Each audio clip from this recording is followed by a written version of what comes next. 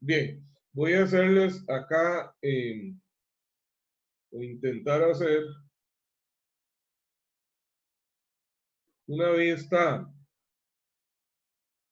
en corte de un rodamiento de bolas.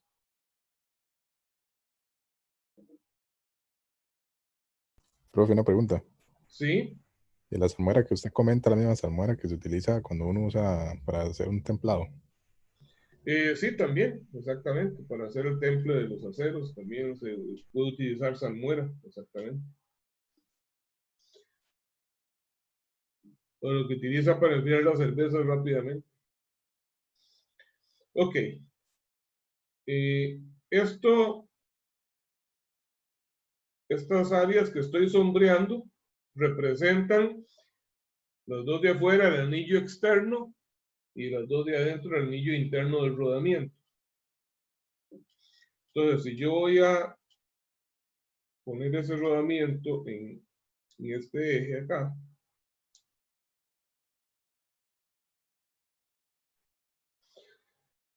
el problema de golpear el rodamiento es si yo golpeo sobre estos extremos, ¿verdad? ¿Cómo lo podría hacer? Hay gente que utiliza un tubo, por ejemplo, un tubo de pared gruesa, muy grande, ¿verdad?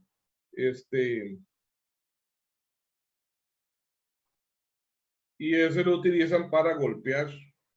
Y entonces golpean el anillo externo. ¿Qué es lo que va a suceder acá? A la hora de que se arrima el rodamiento al eje, es el anillo interno el que tiene contacto con el eje. Y cuando yo golpeo el anillo externo, entonces tiendo a producir un desfase entre estos dos. O sea, el anillo interno se queda arriba y el anillo externo hacia abajo. Ese golpe puede causar deformación en las pistas de rodamiento y puede causar incluso deterioro como piquetes en los elementos de rodamiento, en este caso las bolas. Sin embargo, si yo lo que hago es golpear igual con un instrumento similar a un tubo, que puede ser una barra o un eje sólido, si golpeo el anillo interno, entonces vean que el externo no ofrece ninguna resistencia. El anillo externo no ofrece ninguna resistencia al movimiento. Entonces va a bajar solito ahí sin problema. Entonces, para hacerlo de esa manera, aplicando fuerza, la forma correcta es aplicando la fuerza sobre el anillo interno. Ahora, eso sí, cuando lo que trato de hacer es poner el rodamiento en un eje, porque ahora vamos a ver otra variante a eso. Además, lo más indicado no es aplicar golpes a esto con un mazo, sino ponerlo en una prensa hidráulica. Una prensa hidráulica es un elemento que, gracias a la acción de un pistón hidráulico, va aplicando fuerza lentamente, pero con muchísima intensidad. Es una fuerza de gran intensidad la que se aplica y muy lentamente. Y entonces, nosotros solo vamos manipulando suavemente la manilla de accionamiento de un pistón, normalmente manual, y se va aplicando una fuerza muy grande con la gran ventaja de que es bastante uniforme. Si yo empiezo a golpear eso con un mazo, pues voy a golpear en una ocasión hacia un extremo, en otra ocasión hacia otro, difícilmente golpeo bien centrado. La distribución de la fuerza no es uniforme, que es otra cosa. Si la distribución de la fuerza no es muy uniforme, entonces se corre el peligro de que se introduce el rodamiento torcido, ¿verdad? Si entra un poquito torcido, pues entonces ya eso va a producir problemas serios. Entonces, si no es por calentamiento, la forma más adecuada es por medio de una prensa hidráulica y aplicando la fuerza de esa manera. ¿Queda claro el procedimiento ahí? Esta de la prensa. ¿Tienen alguna consulta?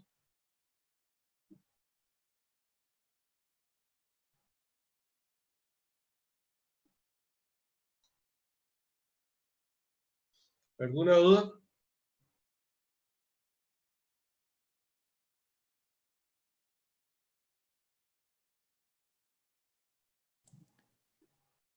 ¿Están ahí?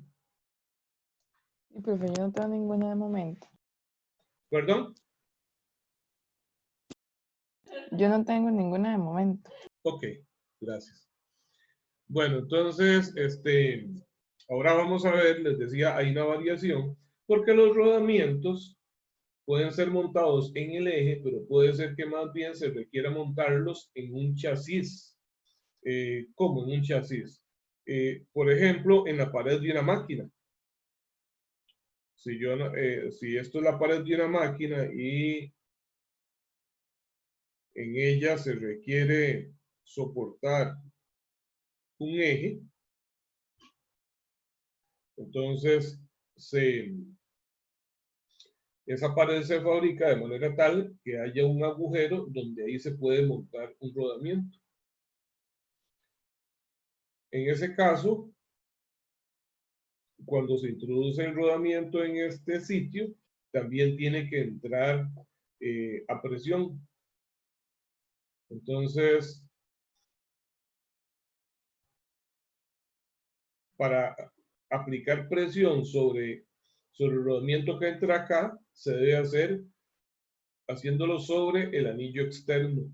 ¿Por qué razón? Porque el anillo interno no va a ofrecer ninguna restricción u oposición al movimiento, ¿verdad? Entonces, más bien se aplica la fuerza sobre el anillo exterior. Y en un caso como este, necesariamente diciendo, o sea, ya la máquina yo no la puedo llevar a una prensa hidráulica, pues entonces sí hay que hacerlo golpeando, ¿verdad? Pero hacerlo con los instrumentos adecuados. De hecho, los fabricantes de rodamiento venden herramientas para la introducción y extracción de rodamientos, para el montaje y desmontaje de rodamientos. Y dentro de esos instrumentos, pues entonces sí vienen unos cilindritos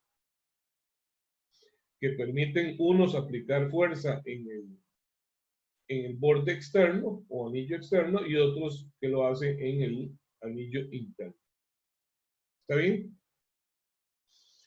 Bueno, con respecto a los diferentes tipos de elementos rodantes, ¿alguna duda?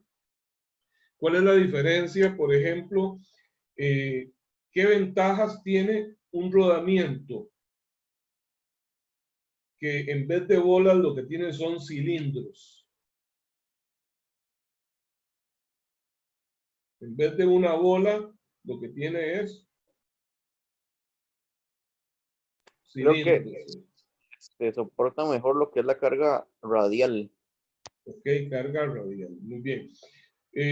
Vemos que los rodamientos pueden utilizarse para la aplicación de carga radial o de carga axial. Bueno, la mayor parte de aplicaciones que conocemos son para carga radial. Son cargas en esta dirección, ¿verdad? ¿Por qué? Porque el eje que va a estar aquí perpendicular al plano, introducido en este agujero interno, va a soportar cargas en esa dirección. Cuando se trata de que los elementos rodantes son bolas, ¿cuál es el punto de contacto de una esfera con la superficie?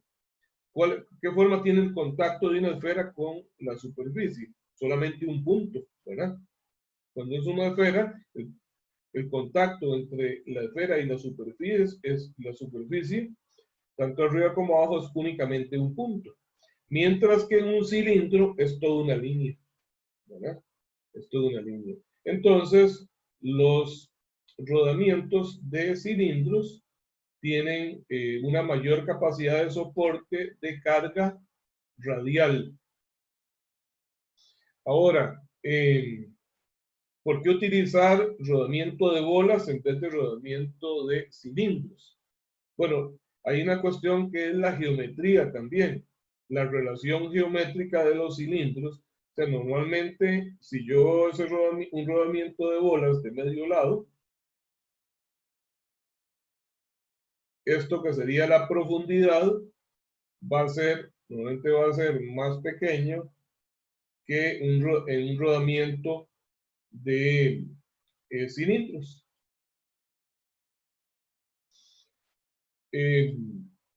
Otra razón es que los rodamientos de bolas son más baratos también. Y una importante es que aún los rodamientos de bolas más sencillos pueden soportar una ligera carga axial, mientras que los de cilindros no soportan carga axial. Eso sí, cilindros rectos, ¿verdad? Vieron qué importancia, o bueno, cuál es la diferencia entre los cilindros rectos y los cilindros cónicos.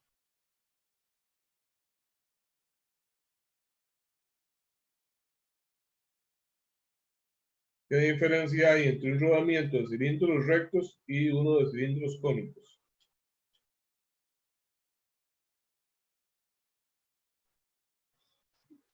En el caso de los cilindros cónicos, lo que sucede es que, vamos a ver,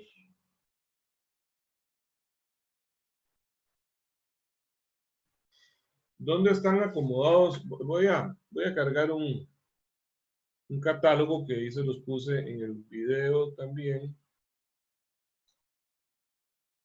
Vamos a ver un segundo.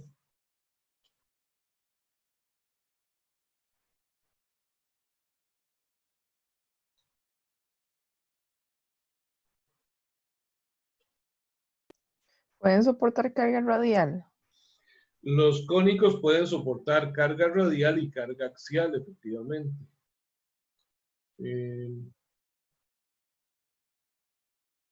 Ya casi les comparto, estoy revisando a ver si es el mismo que quiero. ¿Verdad que los rodamientos de bolas son los mejores para carga axial? Para los de bolas son la mejor opción para carga, los de bolas convencionales para carga radial. El mejor rendimiento que da el rodamiento de bolas convencional es para soporte de carga radial. Sin embargo, existen algunos rodamientos de bolas diseñados para carga axial, cuyo diseño es completamente diferente. Ahora lo vamos a ver acá. Permítame.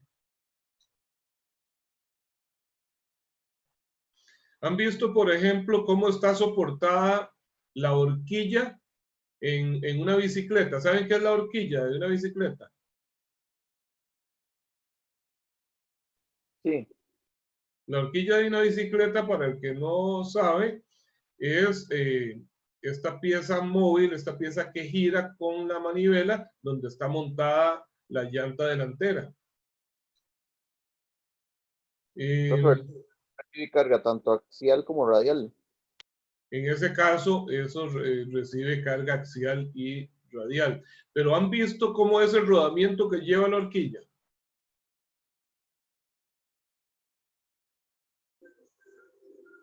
Ok, aquí lo tengo ya, ahora voy a compartirlo. ¿Han visto cómo es el rodamiento que usa la horquilla?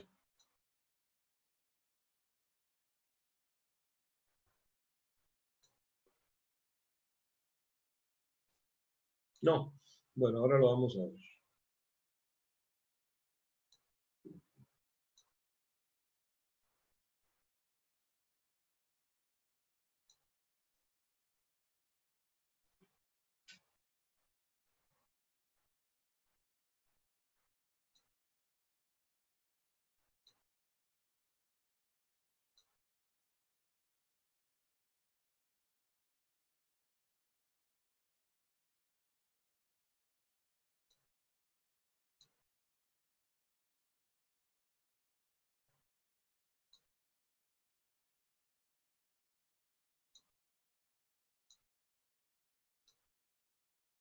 Ahora sí.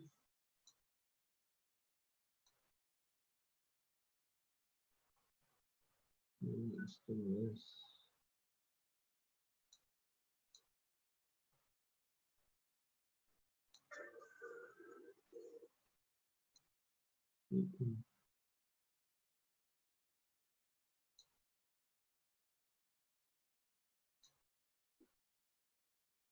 Problema técnico aquí.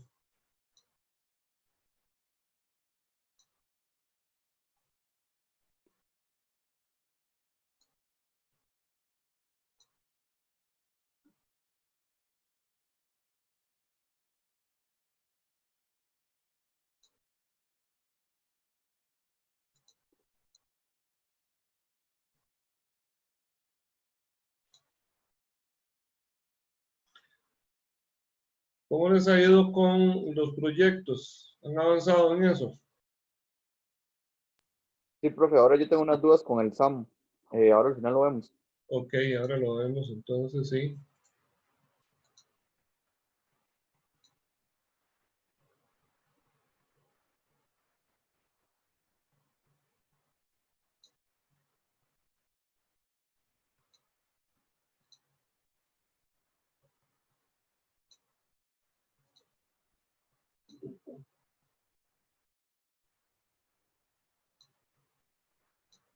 Ay, no quiere esto. A veces por querer hacer las cosas muy... Vamos a hacerlo más sencillo.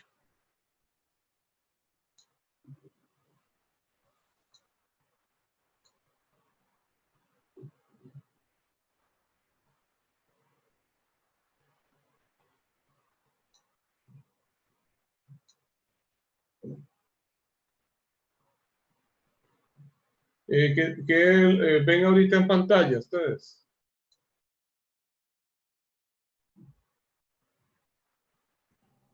En un video ahí, el rodamiento rígido. Ok, perfecto.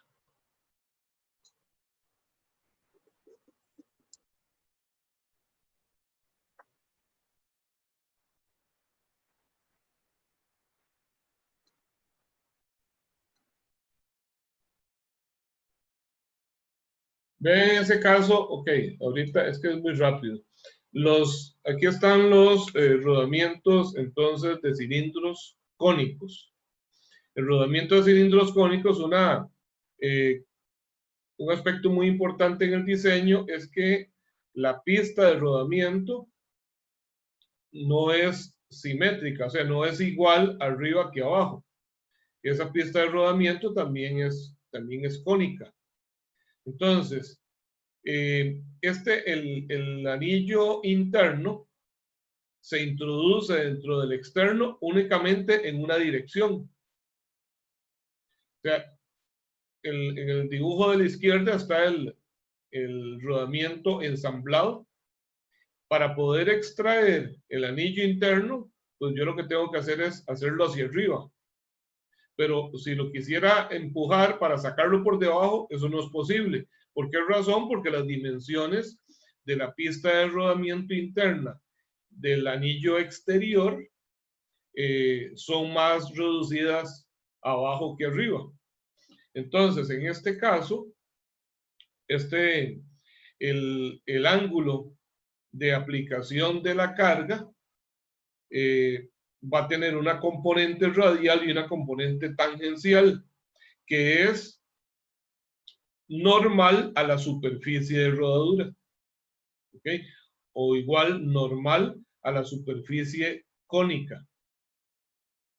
Entonces, vamos a ver en qué caso se les ocurre alguna aplicación en donde yo necesite que un rodamiento requiera soportar carga axial. Es más, se los voy a poner algo más específico.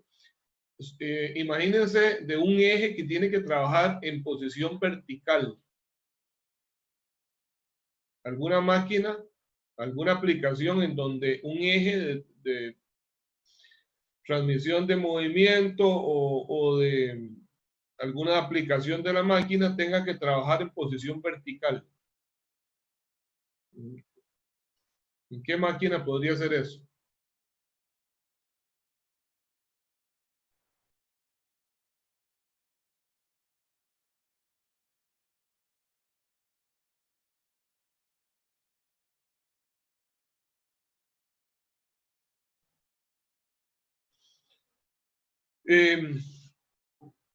Piensen algo en grande, por ejemplo, los carruseles que ponen en los festejos populares o en los festejos de fin de año, esos de los caballitos, por ejemplo. Ustedes han visto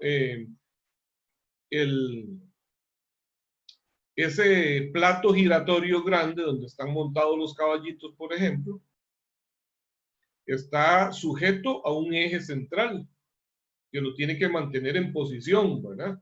Para que no se mueva radialmente y que también lo hace girar. Ese eje soporta todo su peso en un rodamiento en la parte de abajo. ¿Ok? En ese caso tiene que ser un rodamiento de este tipo. ¿Está claro? Sí, profe. Ok, pero ¿qué pasaría si ponemos el rodamiento al revés?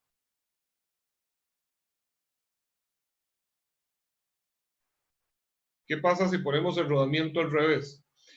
El anillo externo del rodamiento va a estar fijo a un chasis, ¿verdad? Entonces supongan que el chasis que soporta ese eje vertical del carrusel, pues es una base metálica en donde está montado entonces el rodamiento, ¿verdad? El anillo externo lo mantiene en posición ahí.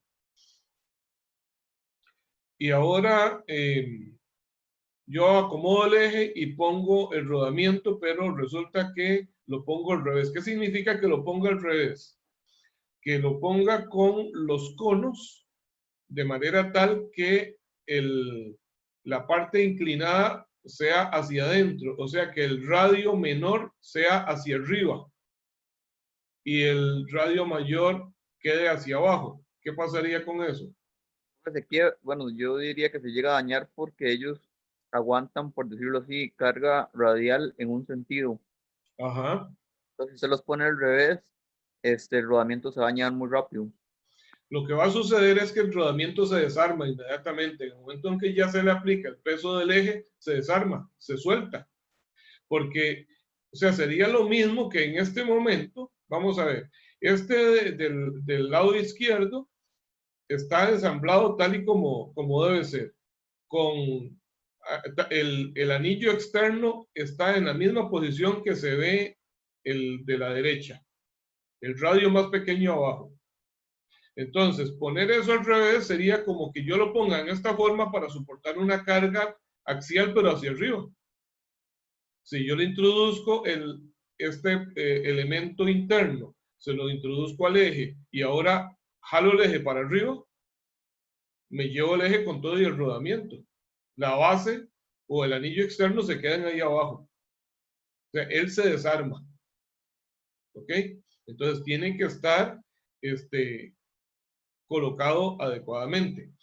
Ahora, ¿qué sucede si tenemos un eje? Bueno, no necesariamente, no solamente en posición vertical se soportan cargas axiales. Por ejemplo, un eje de una máquina que trabaja en posición horizontal, pero que de alguna manera recibe fuerzas axiales, pues entonces tiene que montarse en este tipo de rodamientos. Pero como observamos acá, que solamente soportan la carga axial en un sentido, entonces, ¿qué pasaría si yo necesito que el eje soporte cargas axiales en ambos sentidos? ¿Qué puedo hacer? Profe, creo que los rodamientos no sé si son los de cilindros o los de bolas, pero doble, que aguantan en ambos sentidos. Ok, de cilindros no, porque los que son de cilindros, si se refiere a cilindros rectos, son solamente de carga axial. Los que son cilíndricos, que soportan carga radial y axial, son los cilindros cónicos. Ok, pero con este tipo de rodamientos lo puedo hacer. ¿Qué es lo que tengo que hacer? Que en cada extremo del eje yo tengo que poner un rodamiento, pero entonces los pongo en sentido opuesto. Por ejemplo, el de la derecha va con el radio menor hacia la izquierda y el de la izquierda lo pongo con el radio menor hacia la derecha. ¿Ok?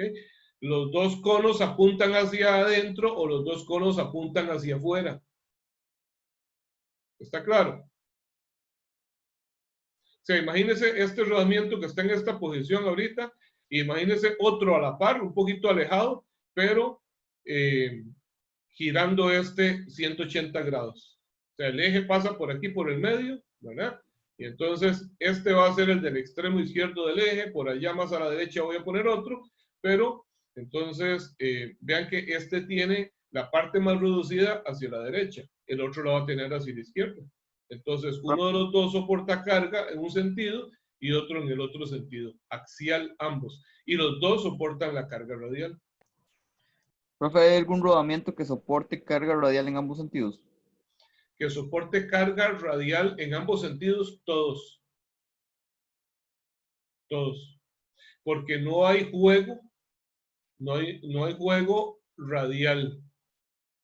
Entonces, no hay ningún inconveniente en la dirección, porque de hecho en los ejes de transmisión, la dirección de la carga aplicada durante todo el ciclo de movimiento de la máquina puede cambiar constantemente. Entonces, ellos están Profe. diseñados para soportar carga radial hacia arriba o hacia abajo. O sea, en lo de poner los dos, usted lo que se refiere es que los diámetros más pequeños estén en la parte de afuera. Ajá, voy a pasarme un momentito a la hoja de trabajo para mostrar. Vamos a ver.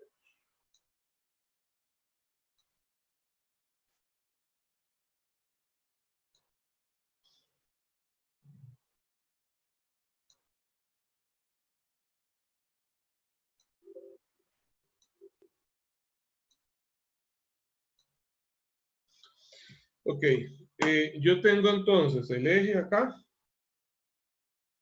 y voy a poner un rodamiento en cada extremo. Entonces, para este de aquí,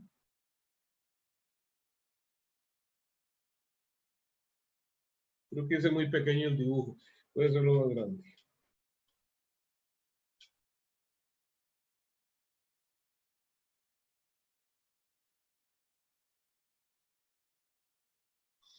Algo importante es que la punta del eje también tiene que tener conicidad.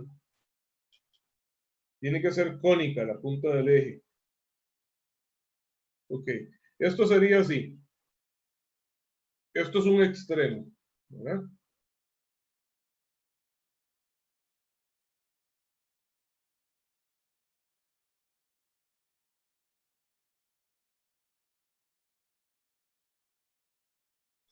Entonces, este es el rodamiento de un extremo. Entonces, estos conos, ¿en qué sentido? Esto, la horizontal es la dirección. Sentido hablo si es a la derecha o a la izquierda. ¿En qué sentido soportarían carga axial este rodamiento que he puesto acá? ¿Hacia la derecha o hacia la izquierda? Hacia la derecha. Carga hacia la derecha, efectivamente. Si a esto le aplico carga hacia la izquierda, lo desmonto. Ok, y entonces ahora el otro viene al revés. Desde acá, viene con la conicidad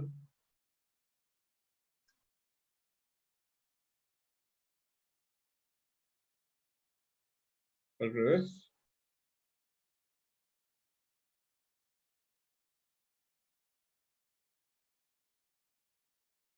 Así.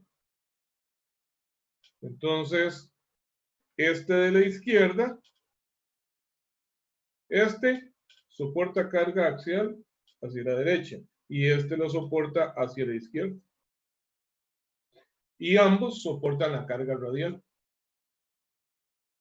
Otra alternativa es, también en aplicaciones ya de mucha fuerza, es poner 2 rodamientos juntos en cada extremo.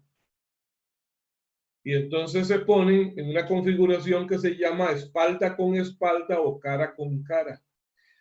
A esta parte donde está el diámetro más grande de los conos se le llama la espalda. Entonces se pone otro rodamiento aquí a la par.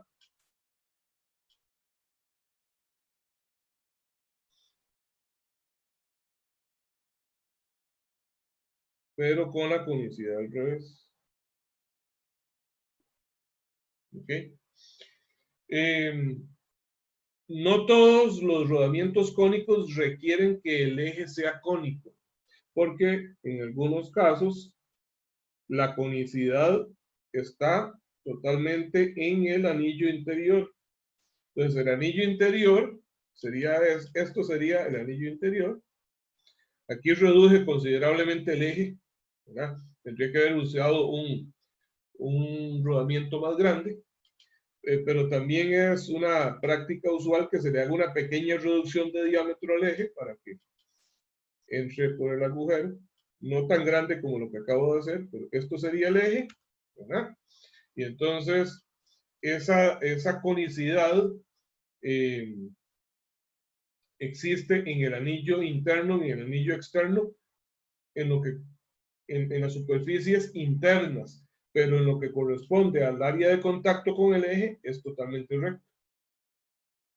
Profe, ¿cómo en qué aplicaciones se usaría esa espalda con espalda? Esto, espalda con espalda o cara con cara, ¿verdad? Que sería al revés de esto. En las que se requiere, que son ejes que tienen que soportar demasiada fuerza y cargas muy grandes.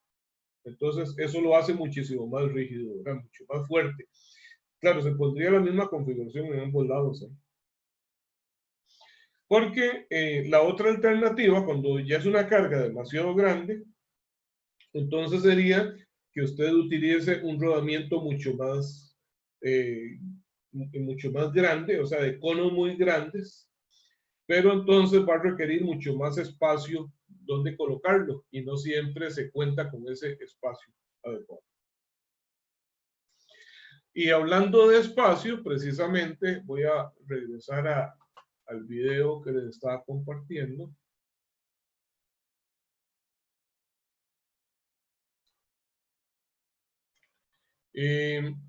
Para ello, cuando se dispone de muy poco espacio radial, bueno, veamos este primero.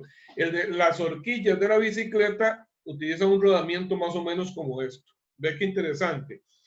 Eso es, a esta pieza central se le llama la balinera, precisamente, porque los balines o las bolas están introducidas ahí dentro de ese elemento y la pista de rodadura, aquí lo tenemos al lado izquierdo de ese anillo que tiene la pista de rodadura, o lo vemos acá en la figura arriba a la izquierda.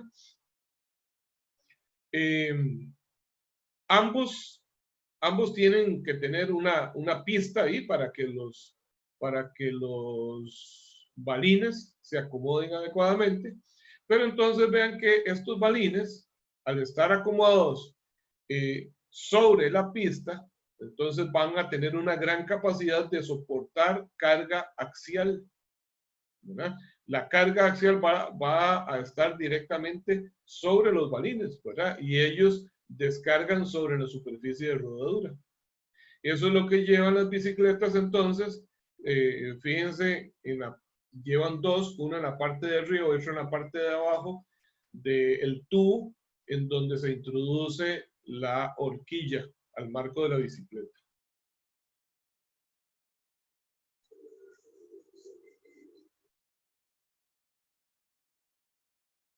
Ok, esto es lo que me refería con espacio, los de agujas, ¿verdad?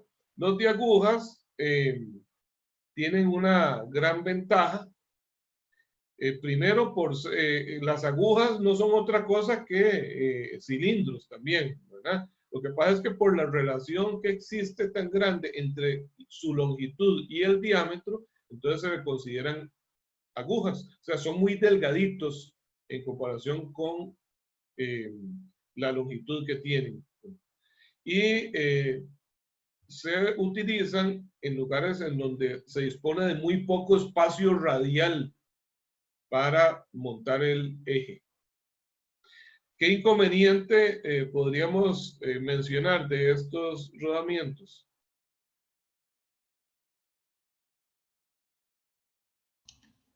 De inconveniente, profe.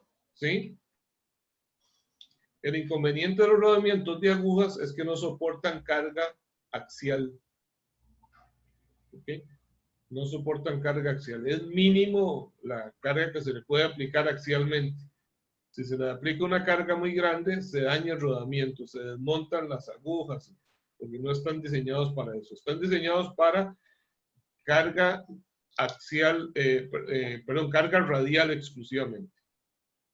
Pero con un espacio muy, muy reducido.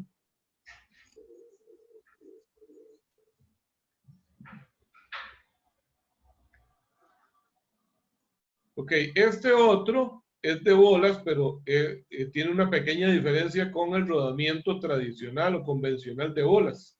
Y es que si ustedes se fijan acá, en la pista de rodamiento, no es simétrica. Esta superficie que mantiene en posición a las bolas o los balines es cónica. Entonces, al ser cónica, permite que, aunque sea de bolas, soporte carga axial. ¿Ok? Entonces, soportan carga axial y carga radial.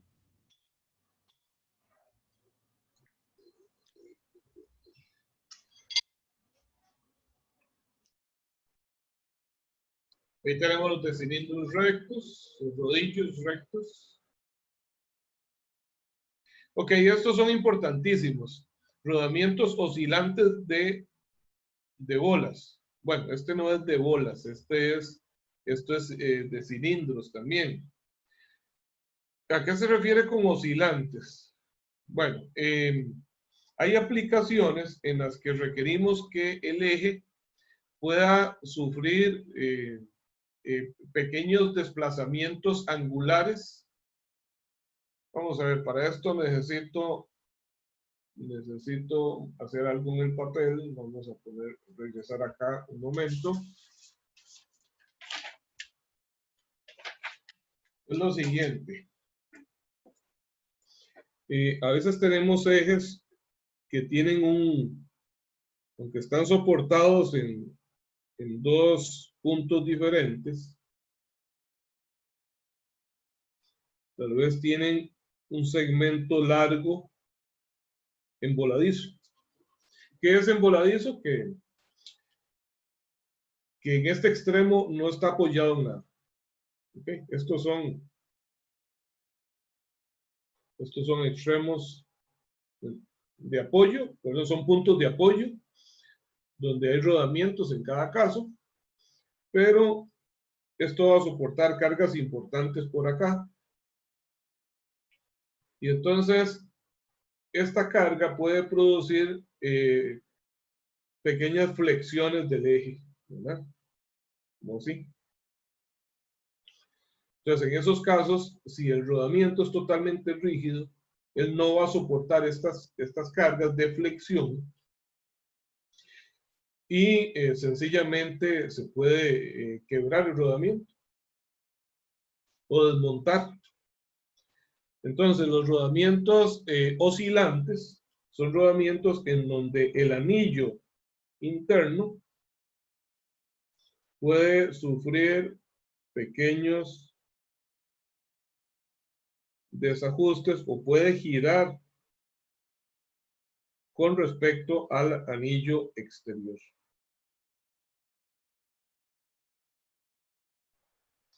O sea, aquí tendría yo el eje.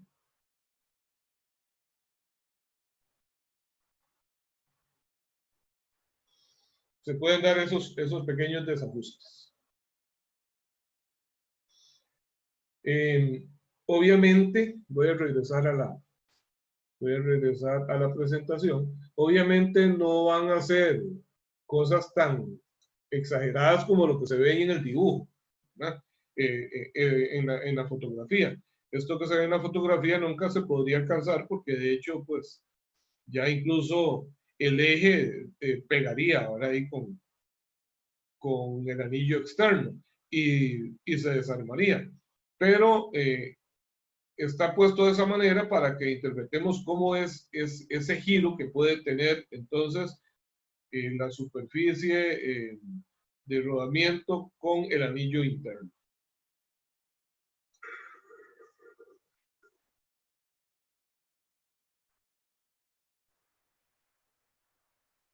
Estos se llaman rodamientos axiales oscilantes. ¿Okay? En este caso, entonces vean qué es lo importante de este tipo de rodamiento. Por la forma en que están dispuestos estos cilindros o rodillos, entonces vean que tiene la carga, la fuerza axial se va a descomponer en una componente paralela y otra perpendicular a los rodillos. Y entonces ellos pueden soportar tanto carga radial como carga axial. Son de rodillos y soportan carga radial y axial, porque los rodillos están dispuestos en un ángulo. ¿Está claro? ¿Sí?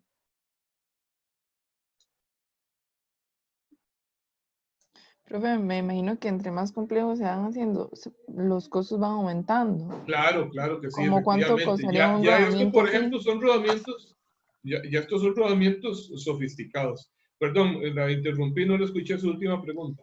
No, que como cuánto costaría un rodamiento así, digamos. Bueno, Para darse una idea en el mercado. el valor de los rodamientos depende no solamente del tipo de rodamiento, sino también del tamaño, obviamente, ¿verdad?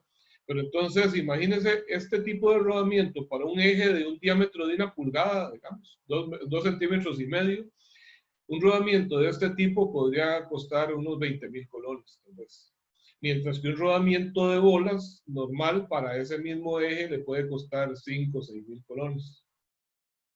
Pero hay rodamientos que cuestan cientos de miles de colones, ¿verdad? Dependiendo de los diámetros de los ejes.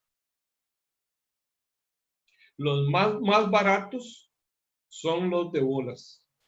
Pero un rodamiento chiquitito de bolas, o sea, pequeñito, estoy hablando de que tenga un diámetro externo de 2 centímetros, por ejemplo.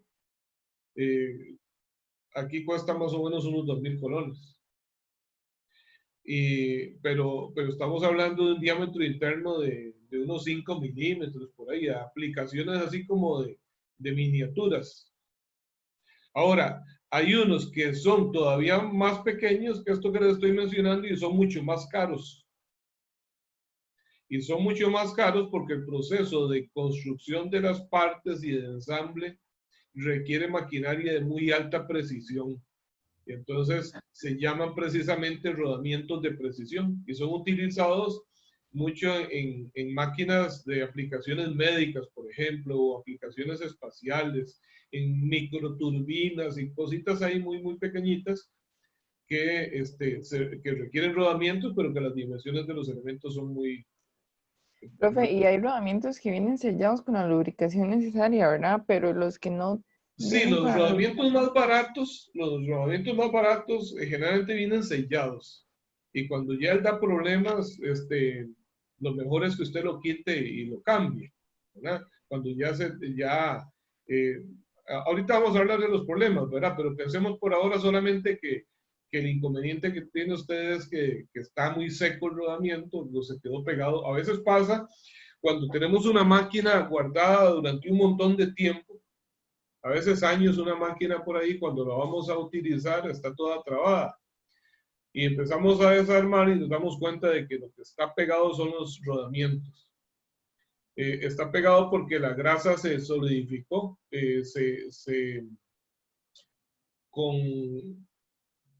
con elementos contaminantes hace que cambie sus propiedades y entonces de repente se solidifica completamente, se vuelve como una piedra y entonces tenemos el rodamiento ahí ya totalmente trabado. En ese caso, pues definitivamente hay que que cambiarlo. No tiene sentido un rodamiento barato pensar en que lo vamos a desarmar para cambiarle la grasa y volverlo a poner a trabajar.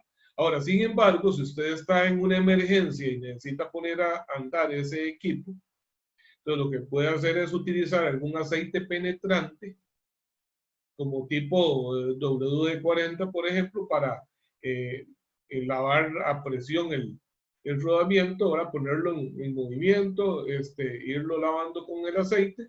La ventaja de que ese aceite, como es tan líquido, y por venir en aerosol, pues penetra con facilidad, ¿verdad? Es fácil de que llegue a todos los puntos, limpia y de igual forma sale también del rodamiento. Y luego, de alguna manera, si él tiene la tapita esa sellada, el protector es sellado, pues de alguna manera también con un aceite muy ligero, de muy baja viscosidad, pues usted podría lubricar ese rodamiento mientras va y compra uno, ¿verdad?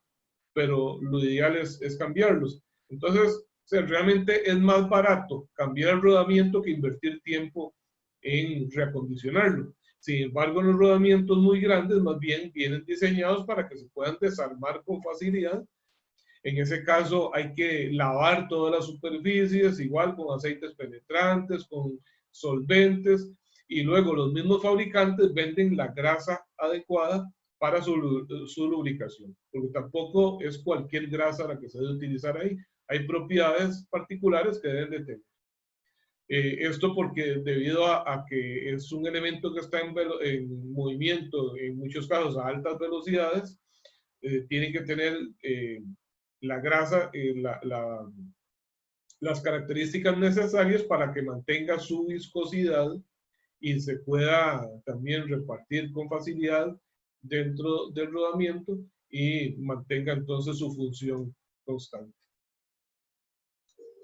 Profe, pero en el diario vivir, digamos, no es tan común usar rodamientos tan elaborados. Normalmente van a ser redondos. Sí, Bueno, de bolas, perdón. Sí, eso realmente no es por tendencia, sino que es que no es muy común toparse con ejes demasiado robustos, ¿verdad? Que tienen rodamientos gigantes ahí. Pero vamos a ver, digamos en máquinas, en la industria en general, nos vamos a encontrar ejes con diámetros desde 10 hasta 50, 60 milímetros. Van a ser los diámetros, o sea, de 1 a 5 o 6 centímetros de diámetro, por ejemplo. Los rodamientos para eso se consideran rodamientos pequeños todavía. No son rodamientos tan caros como que ameriten darle un mantenimiento ahí, en vez de cambiarlos. Pero ya cuando hablamos de cosas de ahí en adelante, pues entonces sí, son cosas muy caras. Por ejemplo, de rodamientos así de grandes dimensiones, los que soportan las turbinas en las plantas hidroeléctricas, ¿verdad? O las bombas en las plantas de tratamiento de aguas, de acueductos, ¿verdad? En las plantas en donde se bombea, y estaciones de bombeo, estaciones donde se bombea el agua a toda una ciudad. Estamos hablando de bombas con ejes muy gruesos, muy grandes, y entonces en muchos de esos casos se utilizan rodamientos que sí permiten mantenimiento. Vean este otro, qué interesante. Se llama rodamiento axial de rodillos cilíndricos. Bueno, es que entonces en este caso es solo carga axial, ¿verdad? Todo lo contrario de lo que son los rodamientos de rodillos. Los rodamientos de rodillos son diseñados originalmente para carga radial. Sin embargo, vean cómo están acomodados en este caso.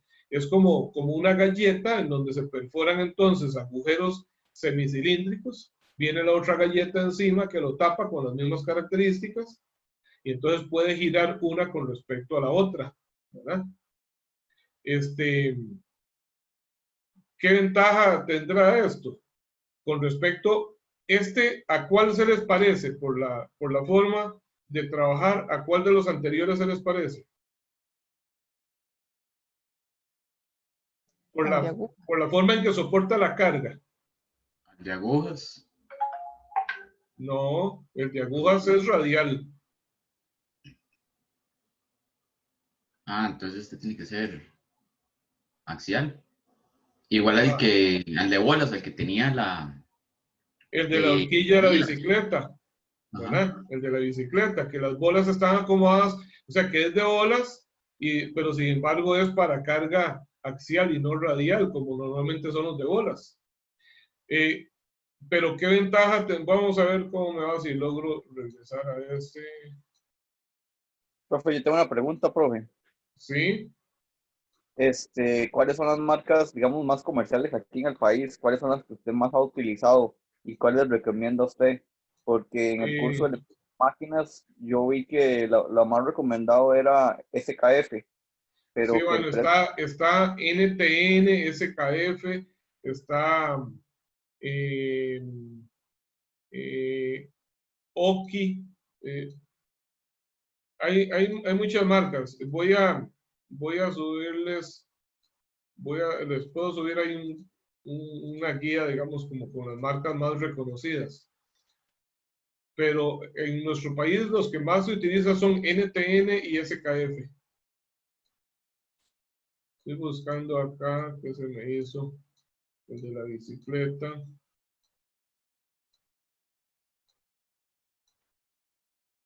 ¿Qué ventaja o desventaja tendrá este con respecto a este? O al revés, ventaja de este con respecto al anterior.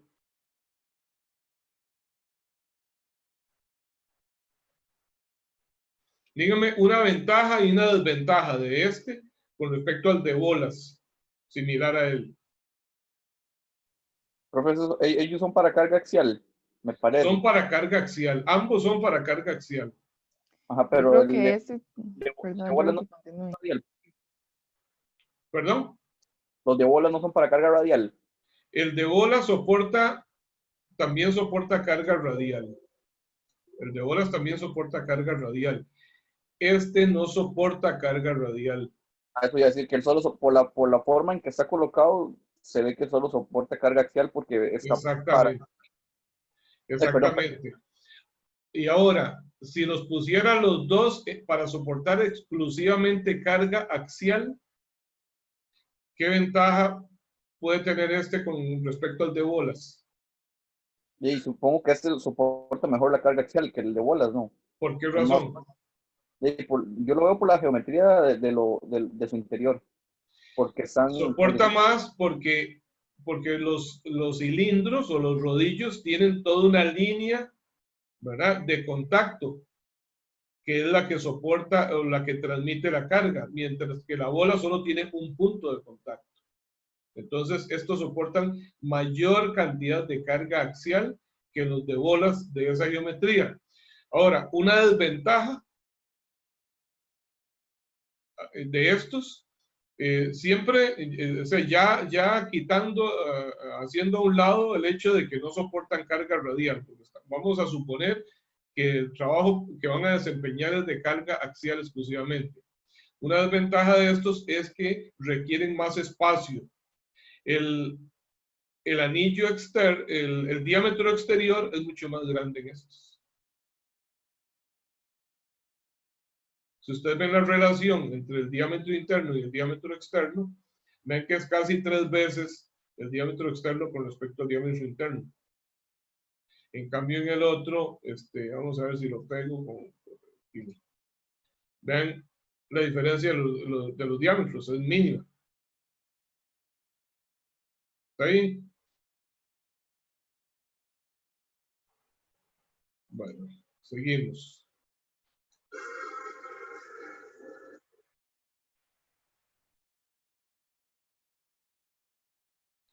Ya estos son considerados de precisión, son rodamientos de dimensiones muy, muy pequeñitas. Aún aquí los más grandes probablemente no cabe un lapicero dentro de ellos. Son cosas muy, muy pequeñitas. Son, como les digo, ya para máquinas de alta precisión, como dispositivos médicos, por ejemplo.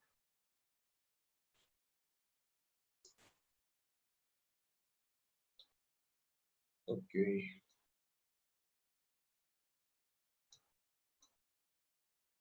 Voy a ver si lo tengo por acá.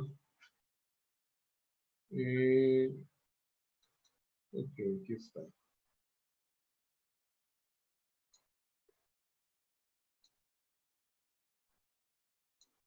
Ya les comparto de nuevo la pantalla.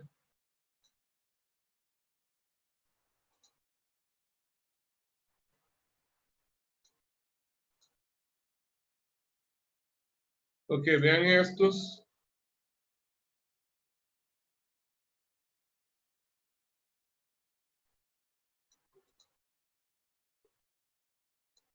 ¿Cómo se llama ese? ¿Cuál era este tipo? ¿O qué características tienen, independientemente del nombre? ¿Cuál es la característica de este tipo?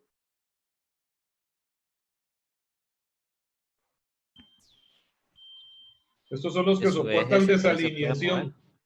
Los que soportan desalineación, exactamente. Se puede mover un anillo con respecto al otro. Que vean el tamaño de estos, por ejemplo. O este otro que se va a ensamblar ahí. El video es de muy mala calidad, no es problema de transmisión acá. Pero vean, estos se están ensamblando. ¿Logran ver, ven el cursor del mouse? Que lo tengo en movimiento. Sí. ¿Están viendo el cursor? Esto es un rodillo. Esto que está aquí es un rodillo.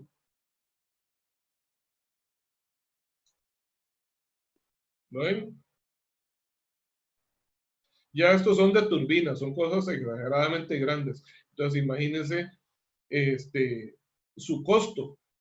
Y no solamente es el precio, en este caso no solamente el precio del elemento, sino pues toda la logística, ¿verdad? De compra y traslado. Ningún almacén, por grande que sea, va a tener rodamientos de estos en inventario. Esto hay que pedirlo para que se lo traigan un mes después, probablemente, ¿verdad? De la casa matriz. Entonces, sí es importante conocer acerca del mantenimiento de los mismos. Están hechos para que se les dé mantenimiento.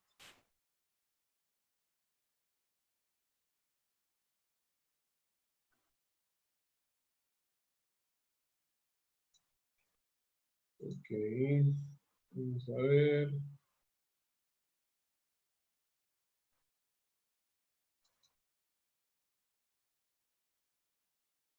¿Están viendo ahorita?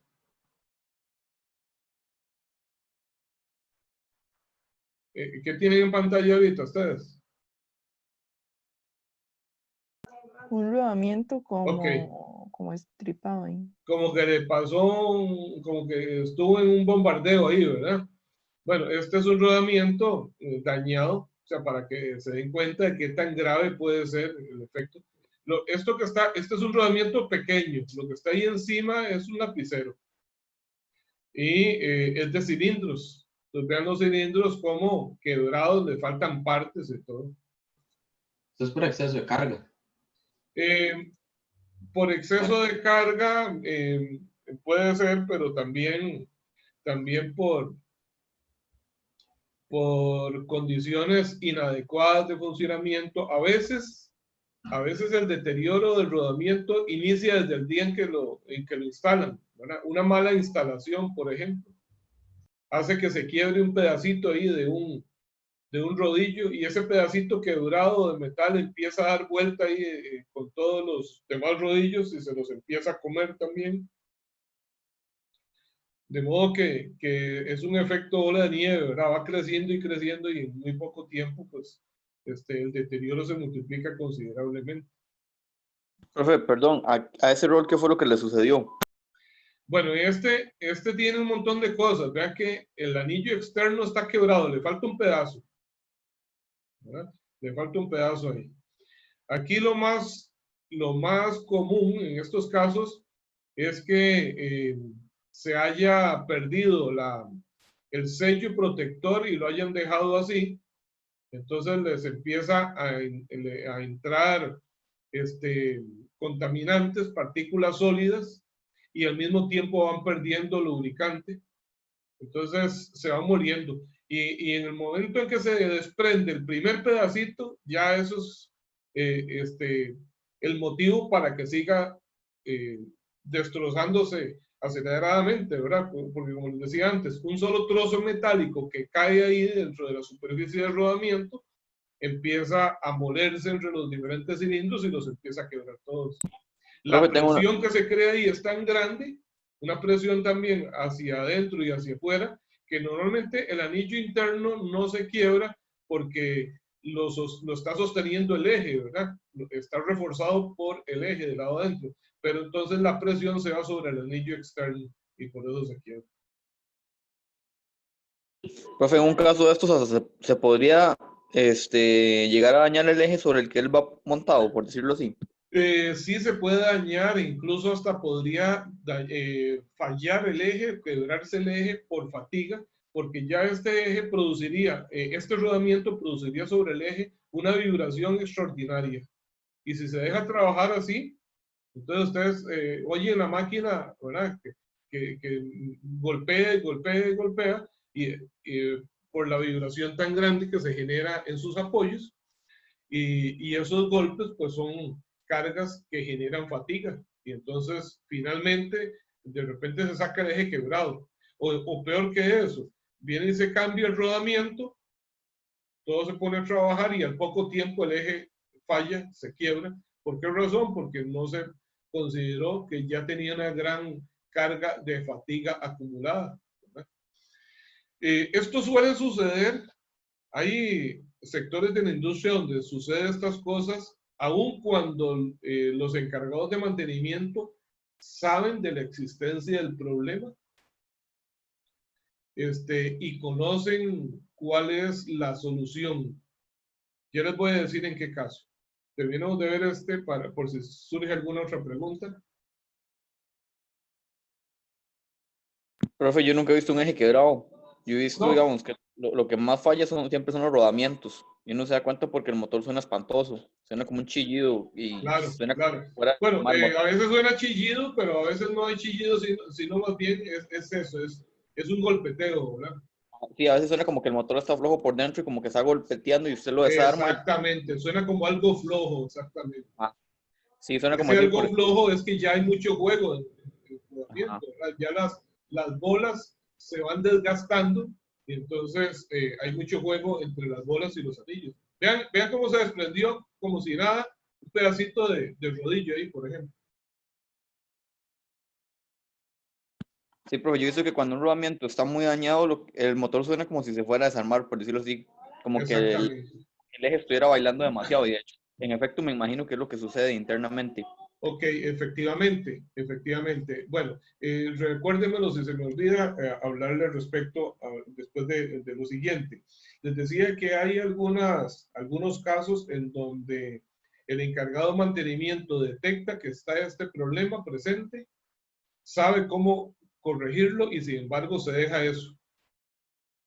Eso sucede en los ingenios. ¿Alguno de ustedes ha tenido alguna experiencia con un ingenio?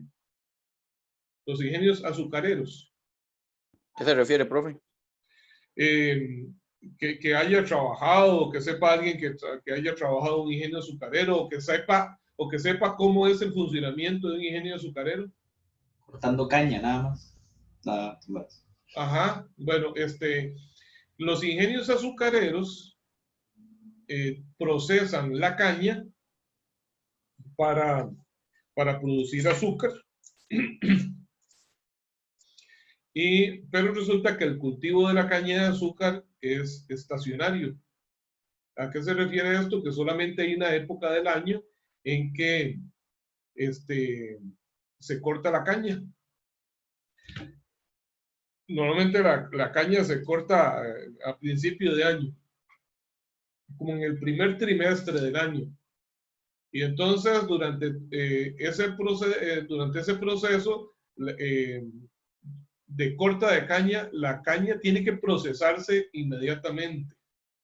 ¿Por qué razón? Porque es un producto que no se puede almacenar para procesarlo después. ¿Por qué será? ¿Qué se les ocurre? ¿Qué podría suceder con una caña de azúcar si yo la guardo ahí para procesarla dentro de 2 o 3 meses?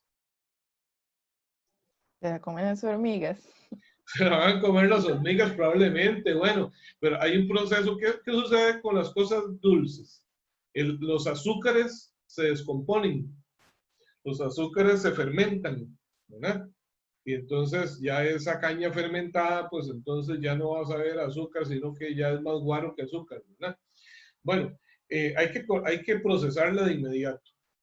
Entonces, resulta que durante esa época que se llama la zafra es el proceso de corta de la caña,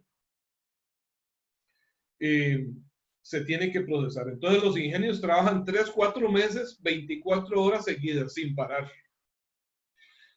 Un elemento importantísimo, que una máquina importantísima, indispensable en los ingenios azucareros, son las calderas. Las calderas que son utilizadas ¿para qué? ¿Qué es lo que hacen las calderas? En cualquier aplicación, ¿verdad? ¿Cuál es la finalidad de una caldera?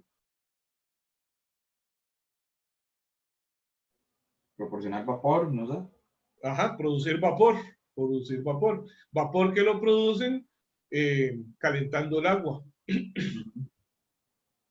Y ese vapor, en casi todas las industrias alimentarias, se utiliza como elemento de desinfección y lavado, porque tiene una gran ventaja el vapor, y es que con respecto a cualquier otro elemento de desinfección es que no hay nada químico, es agua, ¿verdad? Es puramente agua con lo que estamos lavando.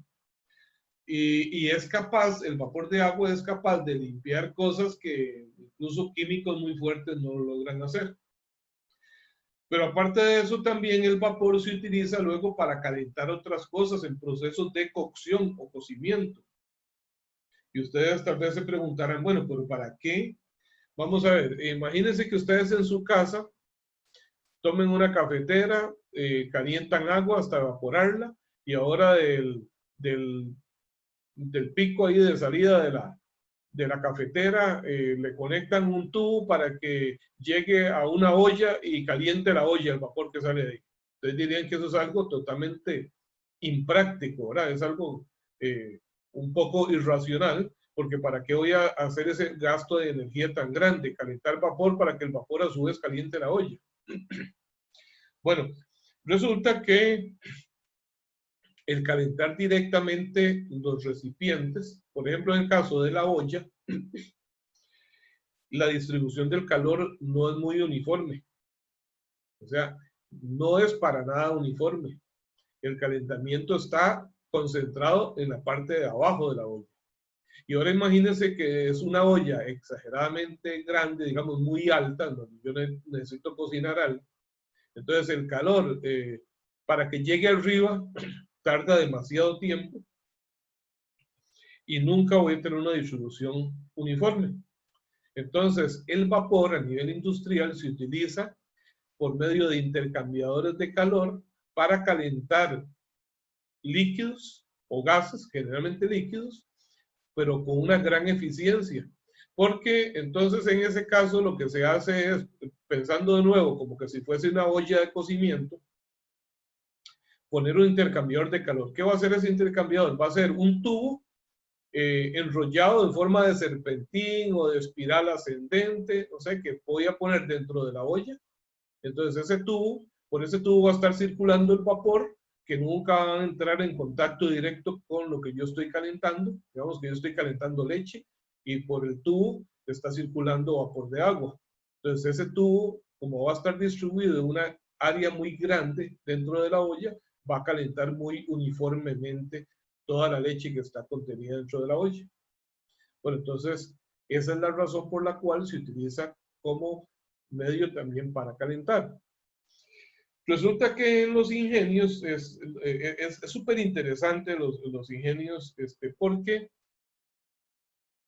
el combustible de las calderas es lo que se llama el bagazo de la caña. El bagazo de la caña es lo que queda después de triturar la caña y extraerle el jugo. Lo que en las frutas decimos como la estopa de una fruta, ¿verdad? La estopa de una naranja, decimos, ¿verdad? De la cáscara y todas esas fibras ahí que quedan después de que extraemos la parte comestible.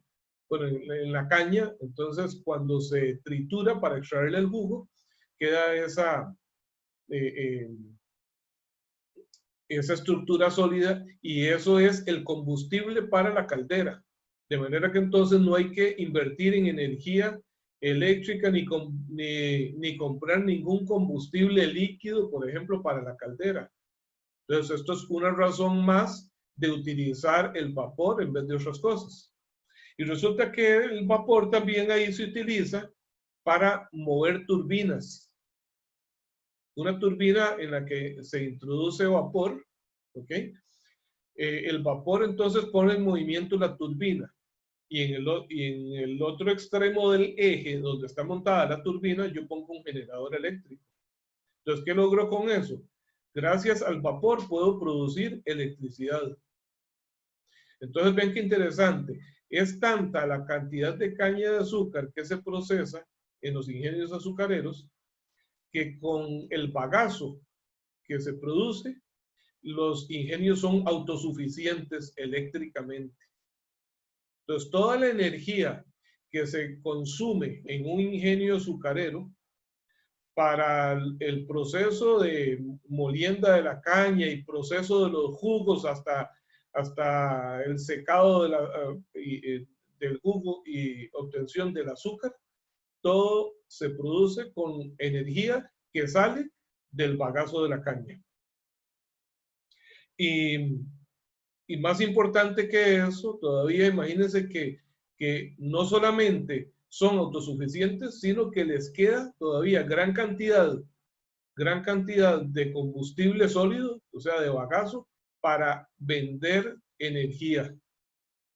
Entonces, los ingenios azucareros pasan toda esa época de la zafra y terminado el proceso de la zafra pueden seguir alimentando las calderas para producir energía eléctrica que se la venden al Estado. Ven que bueno, desde el punto de vista energético es un ciclo completo ahí, autosuficiente. Bueno, pero resulta que entonces, durante ese proceso de la zafra, las máquinas trabajan 24 horas al día, no se pueden detener. Y entonces, aunque no todos los componentes en ese proceso funcionan de la misma manera, todos están trabajando en serie y entonces si uno solo de ellos para, todos se detienen. En el caso de las calderas, son calderas exageradamente grandes. ¿Ustedes han visto alguna vez una caldera? Por lo menos en fotos, les han enseñado en los cursos de termodinámica, tal vez. ¿Vieron fotos de calderas? Yo había visto una ¿dónde fue? En La Panal. En Fanal, ok. ¿Qué tan grande era? ¿Tiene alguna idea usted? Más o menos compararlo con algo, para que diga qué tan grande podría ser. De aproximadamente era de medio bus de largo y en alto era como 3 metros, 3, 4 Ok. metros. Bueno, esa es una caldera pequeñita. A la puta. Esa es una caldera pequeñita. En un ingenio azucarero, digamos, son cosas muchísimo más grandes. Hay una zona de la caldera que se llama el hogar de la caldera. Dentro del hogar de la caldera es donde se quema el combustible. Y las calderas que funcionan con combustible sólido tienen un hogar más grande porque se ocupa más espacio que si fuese combustible líquido. Por ejemplo, hay calderas, bueno, en alguna ocasión llevé un grupo, hay un ingenio ahí en Miramar, de Punta Arenas, precisamente así se llama el ingenio Miramar, y el hogar de la caldera era tan grande que yo iba con un grupo ahí de 25 estudiantes. Obviamente era en una época en donde todos los equipos están detenidos. Subimos por una escalera, pasamos por una puerta y cuando nos dimos cuenta todo el grupo de las 25 personas estábamos dentro del hogar de la caldera. Ese hogar de la caldera, o sea, solo el sitio entonces donde se quema el combustible, el bagazo, y utilizando el mismo ejemplo de comparación que usted utilizó, el hogar podría ser el tamaño de unos 4 buses, 2 a lo ancho y 2 para arriba, ¿verdad? Son cosas muy, muy grandes. Y resulta que cuando se detiene una caldera de esas, para darle mantenimiento,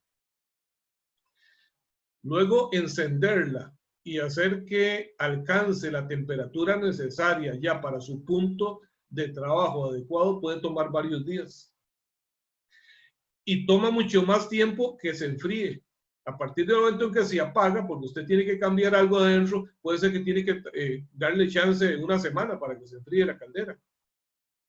Para calentarse puede ser un día completo o día y medio, no sé. Pero para enfriarse tal vez puede tardar una semana, porque estamos hablando de que se enfríe lo suficiente como para que una persona ingrese, no solamente que no se queme, sino que respire una atmósfera a una temperatura adecuada, ¿verdad? Entonces, durante esa época de la zafra, como hay que correr tanto, no se puede detener nada, es imposible detener ninguna máquina. Y entonces ustedes empiezan a oír un rol por ahí crujiendo, lo que sea, y ahí, dele hasta morir, ¿verdad? Hay que darle hasta morir. Y entonces hay algunos elementos clave, qué sé yo, por decir alguna bomba por ahí, ¿verdad? Usted dice, bueno, y esa bomba empezó a sonar, y no, déjela, y vamos a ver, cuando termine la temporada, apagamos todo y le damos mantenimiento a todos los equipos. Pero por si acaso, vamos a tener una bomba ahí de respaldo, ¿verdad? Que si de emergencia hay que cambiarla, completa la bomba, pues lo hacemos.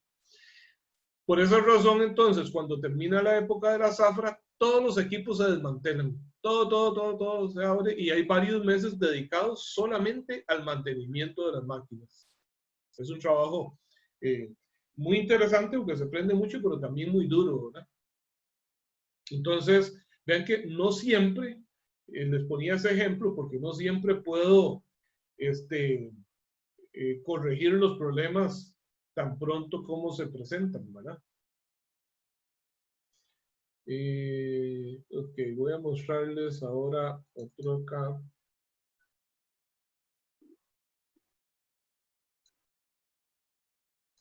Vamos a ver.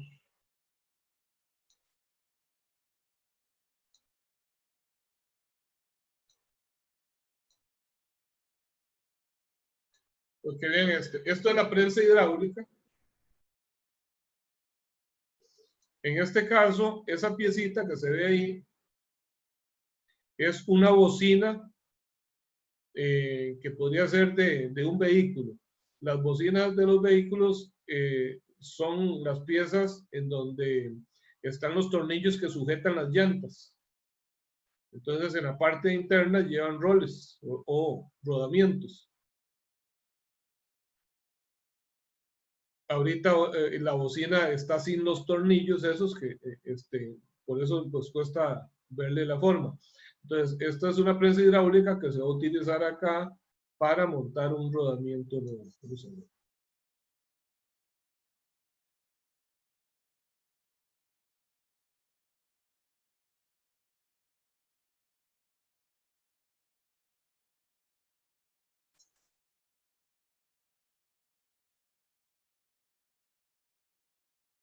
Porque vean ahí se está aplicando presión sobre el rodamiento. En este caso es para extraerlo. Pues bien. ¿Sí? Para extraerlo no hay que tener tantísimos cuidados como para montarlo. ¿Por qué razón será? ¿Por qué digo eso? Que para extraer un rodamiento no hay que tener tantos cuidados como para montarlo. Porque si lo estoy sacando es porque no me sirve. No necesito Ya está malo, reemplazarlo. ¿verdad? Exactamente, ya está malo, ya no. no tengo que cuidarlo, pero sí tengo que cuidar el resto de la máquina, digamos, la superficie sobre la cual está montada. Entonces Tengo también, entendido si que por ejemplo, hay que meterlo en algún orificio, hay que, si lo están empujando a presión como lo están haciendo, tienen que hacer sobre el anillo exterior. Sobre el anillo exterior, efectivamente, porque entonces no hay nada que se le oponga. Mientras que si yo golpeo el anillo interior, entonces el exterior más bien va a ser el que se oponga. Este es un caso de esos, ¿verdad? Que aquí se está, luego se tiene que montar el rodamiento nuevo y quien aprisiona es, en ese caso, la pieza va a aprisionar al rodamiento a través del anillo externo. Ok, ¿qué inconveniente, o sea, qué cuidado debería o qué podría suceder con la pieza o la máquina, digamos, el elemento de máquina, en este caso la bocina? ¿Qué daño le podría causar si no saco adecuadamente el rodamiento? ¿Qué podría suceder? O sea, ¿qué es? Ya sabemos que el rodamiento no tengo que cuidarlo, no importa si se me desarmó, se me quebró, lo que sea, extrayéndolo. Pero en la máquina, ¿qué podría suceder? En este caso, en la bocina. Perdón, si uno intenta golpearlo o hacerle mucha fuerza, podría, digamos, si va montado sobre un eje, yo he escuchado que se puede, como dicen vulgarmente, pandear el eje, como que ya queda un fuego en el movimiento del eje. Y en este caso también se puede dañar la máquina. Porque claro, yo he visto en talleres cómo sacan los rodamientos y de hecho de un eje la forma correcta es con un extractor, que es como exactamente. Ahora vamos a ver un extractor. Lo que pasa es que no siempre es posible. Para ejes sí, para ejes se puede utilizar el extractor. Para esta pieza, por ejemplo, no es tan fácil un extractor. Entonces lo mejor es un pistón hidráulico. Ok, pero... Que lo calienta, porque yo he visto en ejes que, digamos, yo he visto motores que tienen, no sé, 10 años o más de que nunca se les ha dado mantenimiento. Y llega uno y hace eso, y uno a veces se encuentra con que el rodamiento no sale de ninguna manera. Está totalmente atascado y tal vez el eje en pésimas condiciones. Y a veces lo que se hace, bueno, lo que yo he visto, tal vez no lo más recomendable es que usan un soplete y calientan totalmente el rodamiento. Como el rodamiento ya hay que descartarlo, aunque no sé si puede dañar el eje, porque obviamente a veces se calienta demasiado y se pone el rojo vivo, como dice usted. Sí, claro, hay que tener demasiado cuidado con eso. Efectivamente, ya para extracción del rodamiento dañado, ya no hay que tener tantísimo cuidado con el rodamiento, digamos, con la forma en que se caliente. Pero sí, si lo calentamos excesivamente, podemos entonces transferir demasiado calor al eje también, y tampoco se trata de eso, porque si los dos se calientan, los dos se expanden, ¿verdad? Lo que necesitamos es que se expanda únicamente el rodamiento. Entonces sí, se puede ya calentar con un soplete, se podría hacer, efectivamente, pero siempre cuidando de que el eje no se caliente, porque al calentarse perderíamos ese efecto. Y segundo, que podríamos alterar las propiedades del acero, ¿verdad?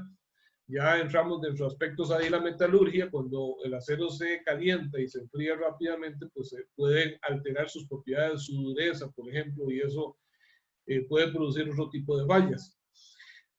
Les preguntaba, en este caso, digamos, en el proceso de extracción de este rodamiento, y así con el cilindro hidráulico, ¿qué pasa si yo lo hago mal? ¿Qué podría ser mal? Lo que podría ser mal es que no aplique la fuerza uniformemente sobre todo el rodamiento. Por ejemplo, que sea recostado hacia un solo lado. Que el anillo que estoy, o la barra que estoy utilizando ahí debajo, que es la que está empujando el pistón hidráulico, sea mucho más pequeña, de mucho menor diámetro que el rodamiento, y entonces, por ejemplo, aplique la fuerza recostada a un solo lado. ¿Qué va a pasar? El rodamiento se va a torcer, y a la hora de torcer se va a trabar más contra la superficie de la bocina.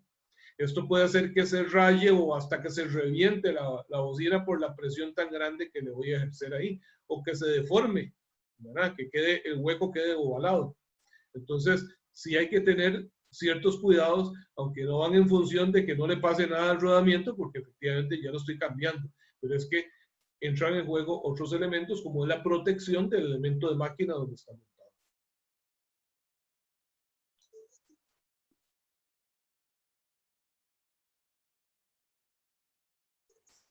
Vean en este caso, efectivamente, vean el diámetro de esta barra que se utilizó ahí para extraer el rodamiento. Es muy pequeña, es muy pequeño el diámetro de esa barra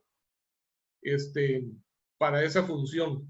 En ese caso, yo podría tener discos, ¿verdad? Como en los talleres dicen galletas ahí de acero de diferentes diámetros para ajustarme lo más posible y en ese caso para que la fuerza sea aplicada uniformemente al diámetro exterior del rodamiento porque es el que está precisamente en contacto con la superficie de la bocina.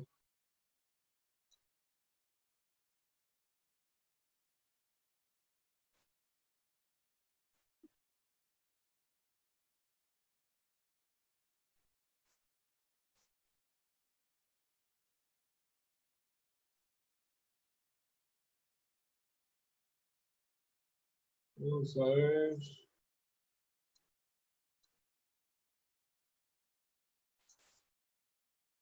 Vamos a adelantar un poquito porque ahorita viene el proceso de montaje.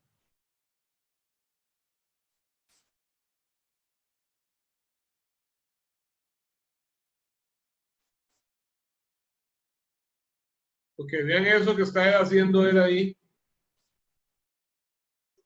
Esto no es adecuado, pero también si se hace con muchísimo cuidado, pues es posible. En este caso, sería arrimar el rodamiento a la bocina y darle, o sea, un golpe súper ligero y distribuido a lo largo de todo el perímetro, pero en el anillo exterior exclusivamente. ¿Okay? Esto es cuando no se dispone de un sistema hidráulico o para apenas montar el primer bordecito ahí del rodamiento y luego terminarlo con la prensa hidráulica.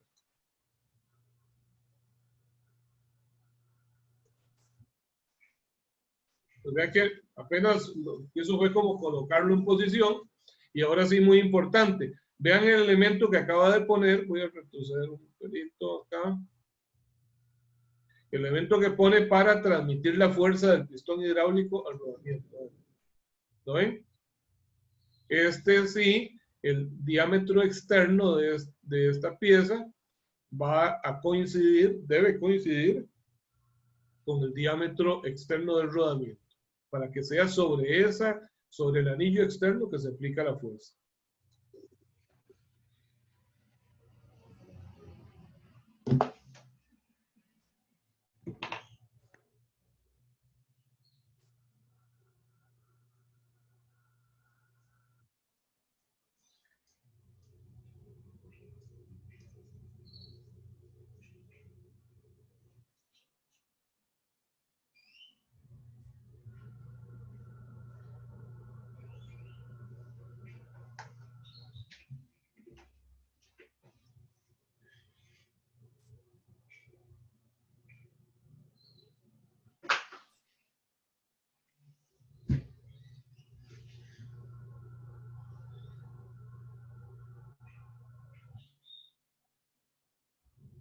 La ventaja, a diferencia de producir impactos, es que con el pistón hidráulico ahí va subiendo poquito a poco y la fuerza siempre distribuida uniformemente.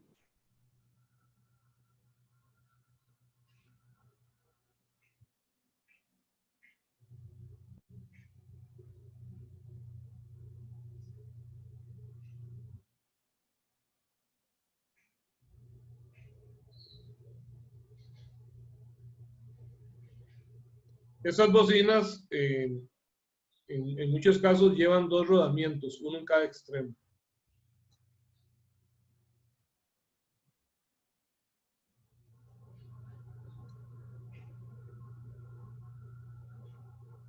Vamos a ver.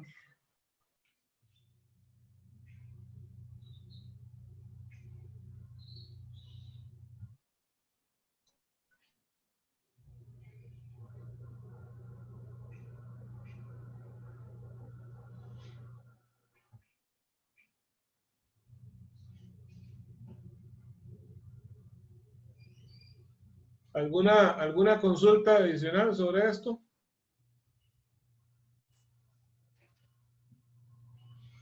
Ninguna, profe. Vean, ahí, Una pregunta. ¿sí? ¿Qué tan caro es un eje? Yo eso nunca lo he visto, porque nunca he visto un eje Eje. dañado. Sí, digamos, un eje en un motor trifásico es demasiado caro. En ese caso sería más viable comprar un motor nuevo. Vea, el problema de los ejes en los motores es que en la mayor parte de los motores el eje viene unido al rotor del motor, no es cambiable, está montado como una sola pieza. Solamente en motores ya muy grandes existe posibilidad de desmontar el eje y cambiarlo. Entonces, se convierte en una tarea muy costosa, claro, económicamente, porque por un problema en el eje termina usted cambiando todo el motor. Ahora, ¿qué problemas se imagina sí, que podría tener en el eje del motor? Como que...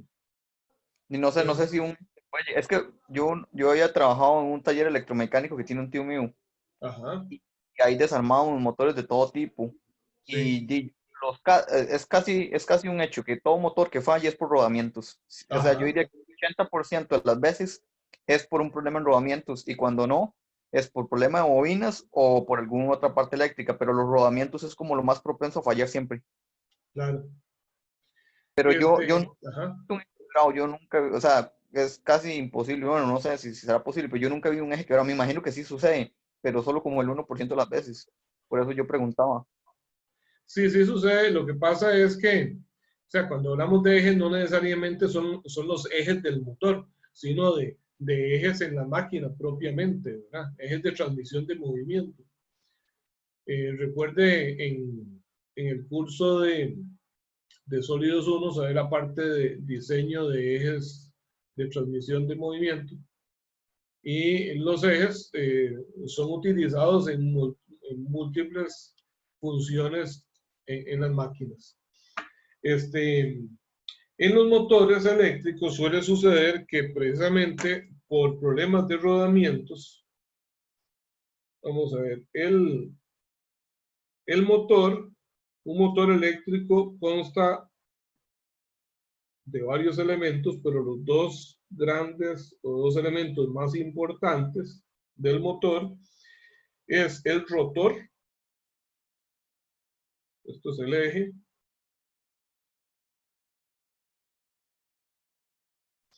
esto es el rotor del motor, o sea, la pieza que va a estar girando, ¿sí?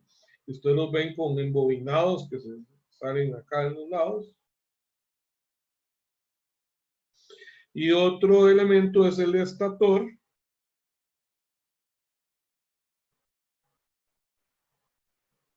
que es aquel donde se introduce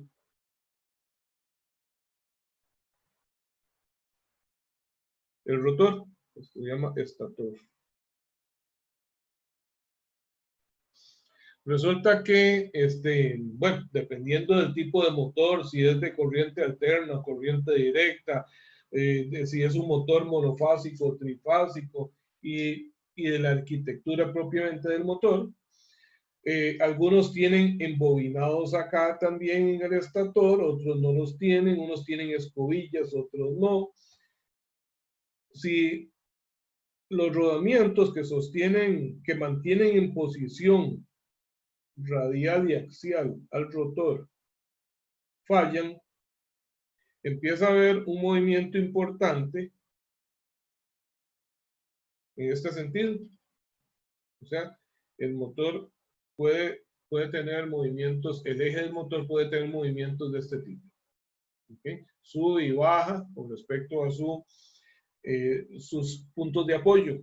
Entonces, en algunos casos, llega a tocar el rotor, llega a tocar el estator. Y se daña uno o se dañan los dos, para producto de eso.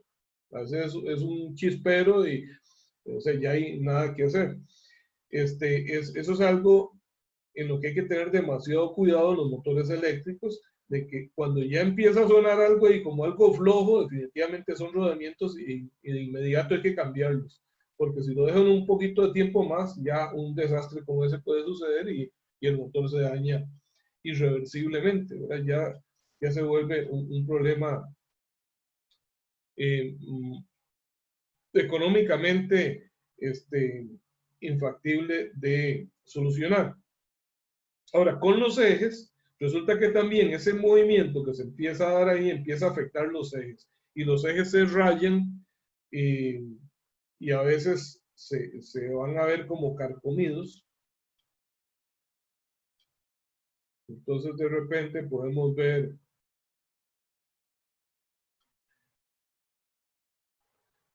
aquí el eje un poco picado, por ejemplo, ¿verdad? Muy rayado, que es donde estaba el rodamiento, muy deteriorado.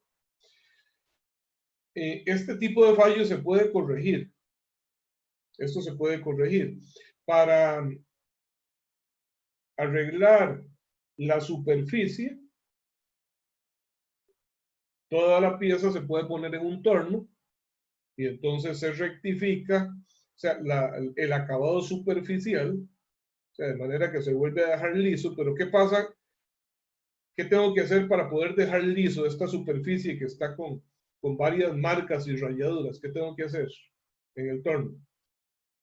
Tengo que desbastar esto. O sea, lo voy a atornillar y entonces se va a ver reducida esa dimensión.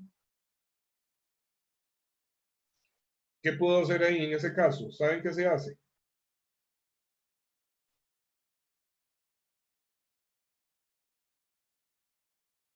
No. Ok, en este caso hay dos alternativas.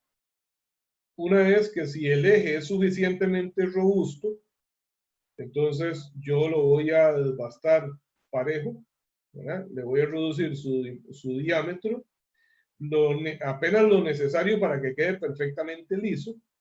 Y ahora entonces voy a utilizar un rodamiento de sobremedida. ¿Qué significa de sobremedida? Bueno, que el diámetro interior ya no va a ser el del rodamiento original, sino que va a ser ahora menor, porque el agujero, sí, ese agujero tiene que ser más pequeño para que de nuevo entre aquí tallado. El problema es que yo no voy a conseguir un rodamiento para cualquier diámetro de eje que se me antoje. O sea, ya yo tengo que ir a la tabla de propiedades de los rodamientos y ver qué dimensiones hay de diámetro interno, ¿verdad? Para el mismo diámetro externo. Porque también, si ya esto es mucho, la relación entre el diámetro interno y el diámetro externo va muy de la mano. ¿Por qué razón? ¿Por qué razón? Imagínense un rodamiento de bolas.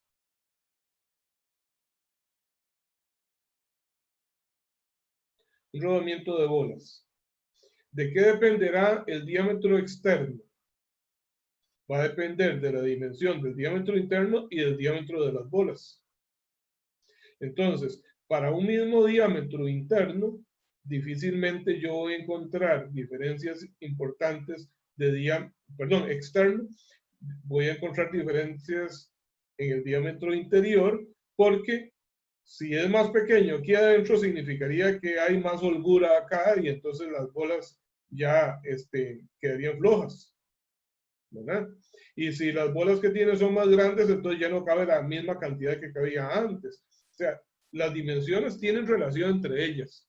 O sea, yo nunca voy a encontrar un rodamiento que sea así grandote afuera y chiquitito aquí adentro, ¿verdad? De bolas, por ejemplo. En otros especiales que vimos ahí hay diferencias muy grandes, pero en un rodamiento de bolas no existe esto. Entonces, si esta rectificación fuese muy grande, probablemente yo tengo que rectificar también la base de donde va introducido el anillo exterior para cambiar las dimensiones. Pero vean lo siguiente: si se reduce el diámetro interior, ¿qué será lo lógico que suceda con el diámetro exterior? ¿Que disminuya o que aumente? Que aumente. Disminuye el grande, el pequeño, y aumenta el otro. Sería algo como esto. Eso no va a suceder. O sea, normalmente, en tanto más pequeño es el diámetro interno, igual más pequeño es el diámetro externo, ¿verdad? Entonces, esto me da problemas. Entonces, si ese ajuste es muy grande, entonces lo que también se hace es que se tornea esto primero, luego se rellena con soldadura, y esto no es cualquier soldador el que lo puede hacer, es un soldador ya y equipo de mucha precisión. Se rellena todo esto con soldadura. Ahora entonces más bien va a quedar con protuberancias por encima de las dimensiones originales y se vuelve a tornear. Entonces es una rectificación completa. Se vuelve a dejar con las dimensiones originales. Profe, ¿Sí? ¿hay chance de que se pudiese colocar alguna camisa? O sea, tornearlo, colocarlo en la camisa y volverlo a tornear. También, exactamente, también. Eso es otra alternativa. Algo parecido a esto, ¿verdad? O un bushing, ¿Sí? se llama, ¿verdad? Entonces igual yo torneo el eje, lo torneo acá, y ahora entonces introduzco un cilindro metálico de las mismas características acá por fuera, exactamente se le llama una camisa, que en ese caso pues yo tengo que rebajar lo suficiente como para que, porque el espesor de esa camisa que haga metálica no puede ser muy pequeño, porque si no sería muy débil, y entonces introducirlo ahí. Y ese ajuste normalmente es a presión también, pero podría soldarse en algunos puntos o hacer un cordón de soldadura de la camisa con el eje. Todas son cosas posibles, ¿verdad? Pero con amplio conocimiento de lo que se está haciendo. Ustedes no llevan metalurgia, ¿verdad? No, profesor, en el curso no. Bueno, voy a sacar unos 5 minutos para explicarles algo acerca de las propiedades de los aceros. ¿Ustedes se acuerdan en química, cuando llevaron química, de algo que se conoce como las formas alotrópicas del carbón? Profe, para serlo honesto, no. Si nos quiere refrescar un poco la mente con eso. Ok, ¿se acuerdan que de qué está constituido el diamante? De carbonos. Ok, el diamante son átomos de carbón. El grafito son átomos de carbón. Y el carbón propiamente dicho también. O sea, son 3 estructuras sólidas totalmente diferentes que puede adoptar el carbón. ¿Ok? Por eso se llaman formas alotrópicas. Formas alotrópicas, entonces, o comportamiento alotrópico de un material, es que puede adoptar diferentes estructuras sólidas. Esas diferentes estructuras sólidas tienen características muy diferentes en cuanto a propiedades mecánicas. Por ejemplo, el grafito tiene una estructura que le permite ser utilizado como lubricante. Es un polvito, lo vemos como un polvito, bueno, es como el grafito de las minas de las minas de los lápices son de grafito, ¿verdad? Y cuando ustedes desgastan la punta de un lápiz en una lija, ese polvito que nos está quedando es grafito. Para fabricar la mina del lápiz, lo que se hace es que se aglomera el polvo de grafito y se somete a presión al aplicarle una gran presión se logra que se mantenga sólido en esa geometría. Pero él está compuesto entonces por partículas muy pequeñas y que sufren deslizamiento unas sobre otras. De manera que es utilizado como un lubricante seco, ¿ven qué interesante? En cambio, el diamante, por ejemplo, que está hecho de átomos también de carbón, es uno de los materiales más duros conocidos. Es tan duro que es utilizado en las puntas de las brocas de las perforadoras de pozos petroleros. Las máquinas perforadoras de pozos petroleros llevan un diamante en la punta, porque en ese proceso de perforación se topa con rocas y con cosas exageradamente duras. Bueno, resulta que esa propiedad también la tiene el hierro. El hierro puede adoptar diferentes formas alotrópicas. Y en ese caso, entonces, los aceros, que son una mezcla de carbón y de hierro, entre otros como los principales elementos aliantes, tienen comportamiento alotrópico. Resulta que en el proceso de solidificación de los aceros, cuando viene el acero en estado líquido y se empieza a enfriar, conforme se va enfriando se empiezan a formar diferentes fases sólidas. O sea, se forma una primera fase sólida a una temperatura muy, muy alta, y es que el punto de fusión de los aceros anda alrededor de los 1700 grados Celsius. Entonces ya por debajo de los 1700 grados empiezan a aparecer fases sólidas con una determinada característica. Permítame un segundo, por favor. ¿Aló?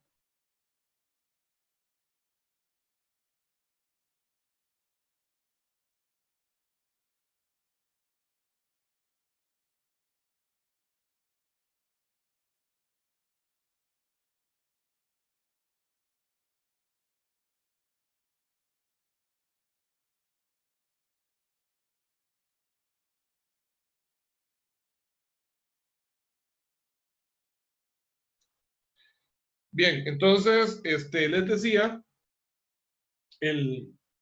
conforme se van enfriando, entonces aparece una primera fase sólida que tiene ciertas características, por ejemplo, de propiedades mecánicas, de dureza, ductilidad, y entre muchas otras.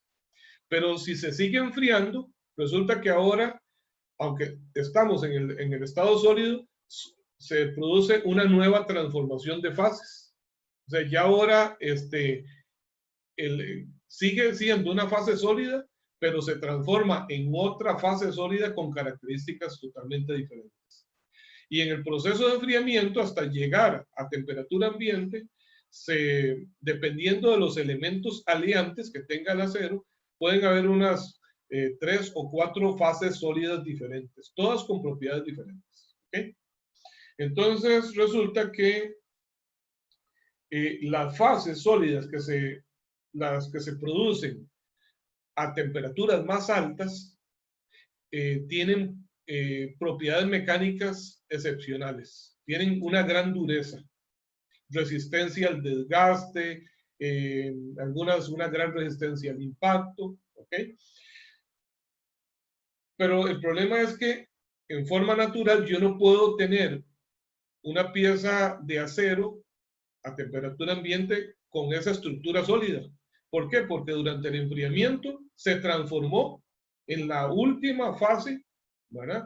Que tiene propiedades totalmente diferentes. Entonces, en el proceso de fabricación de los aceros se utilizan tratamientos térmicos para hacer algo que se llama congelar una fase. ¿Qué quiere decir congelar la fase? Bueno, que vamos a ver, veámoslo en el papel. Digamos, recuerden que era más o menos como así los diagramas de fase de las mezclas. Cuando aquí tengo temperatura y aquí tengo tiempo. Entonces aquí tengo líquido y aquí tengo sólido, ¿verdad? Y normalmente aquí puedo tener líquido más sólido.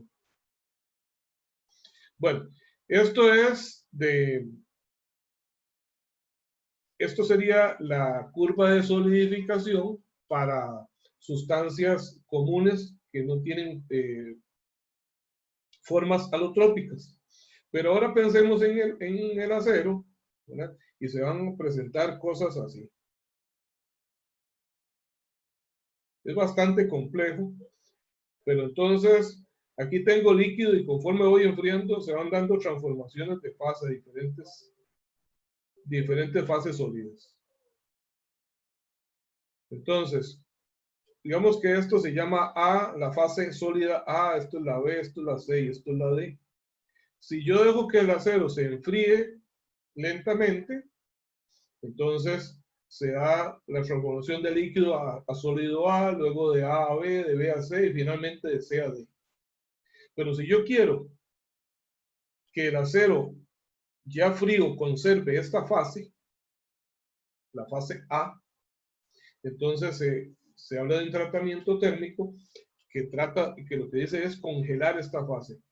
Resulta que para que se dé la transformación de una fase sólida a otra, no solamente se requiere cambio de temperatura, sino también tiempo. Tiene que transcurrir cierto tiempo. Por ejemplo, ¿qué pasa con el agua? El agua solidifica, la hacemos sólida a 0 grados, ¿verdad? Quiere decir eso, que si ustedes toman el agua y la ponen a 0 grados, inmediatamente se convierte todo el líquido en sólido, en hielo. Ustedes han visto que no. Si ustedes ponen un termómetro en el congelador, cuando pusieron un recipiente con agua, y ponen un termómetro, se dan cuenta que se alcanza la temperatura de 0 grados y sin embargo todavía hay agua líquida. ¿Por qué razón? Porque no solamente se requiere temperatura, sino que transcurre cierto tiempo. Entonces, si ya yo estando en la fase sólida A, ahora enfrío muy rápido, entonces no voy a dar tiempo de que se den estas transformaciones, sino que llego hasta acá, a temperatura ambiente, con la fase sólida A, que tiene las mejores propiedades. Esto se puede llevar a cabo por medio de tratamientos térmicos, ya una pieza elaborada, como el temple. Alguno de ustedes se refirió al temple ahora al empezar la clase. En ese caso, si ya la pieza está con estructura tipo D, entonces yo la puedo calentar hasta una temperatura para estar por aquí. Le doy cierto tiempo para que igual se den las transformaciones de fase. Y ya cuando llego a este punto, entonces ahora, después de cierto tiempo de permanencia, que ya estoy seguro de que el sólido se transformó en tipo A, entonces ahora enfrío rápidamente. ¿Ok? Eso es el temple, por eso es que se enfría abruptamente el acero, ¿verdad? Se enfría en una salmuera, algo con agua helada, con sal, ¿ok? Pues resulta que cuando un eje se recalienta, entonces, ¿qué podría suceder? Ustedes se ponen a soldar un eje que ahorita tiene este tipo de estructura tipo A. Perdón. ¿Sí? ¿Hola?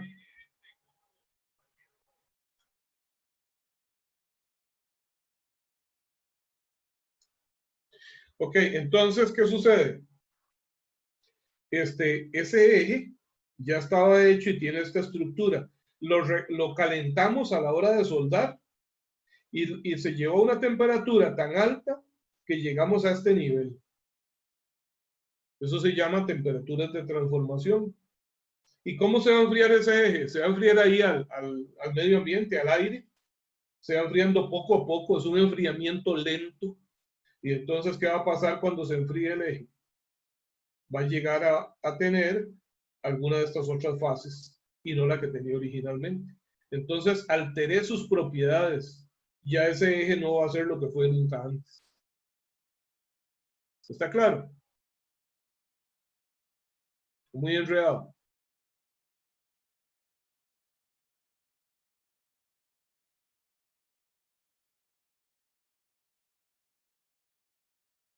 Hola, hola.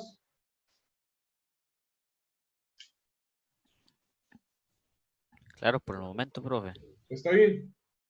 Bueno, estos son los cuidados a la hora de trabajar con procesos como este. Un proceso de rectificación de un eje, por ejemplo, podría ser que yo lo arruine totalmente. Aunque lo vean en apariencia muy bonito, lo podría echar a perder con eso. Y se han dado casos de empresas que han hecho rectificación en ejes, por ejemplo, de turbinas eólicas, un eje que cuesta $2 millones, por ejemplo, una turbina gigante, y le hacen una rectificación sin tener los cuidados necesarios, y cuando lo montaron el eje se quebró en dos, ¿verdad? Entonces, cualquier tarea que uno haga, pues hay que estar seguro de conocer los principios, ¿verdad? Y desafortunadamente, en lo que son talleres a veces de calle, ¿verdad? La gente tiene un gran conocimiento, pero empírico. Este tipo de cosas no saben ni siquiera que existen y entonces se cometen errores involuntarios, pero que pueden tener consecuencias muy graves. Pero para rectificar un motor de esos, como perdón, los elementos que componen una turbina de ese calibre, aquí en Costa Rica existen talleres o tornos para ese tipo de cosas. Sí existen tornos para hacer eso, pero lo que no existe es gente, porque bueno, en ese caso, por ejemplo, ese eje se rectifica y lo que hay que hacer es posteriormente hacer un tratamiento térmico.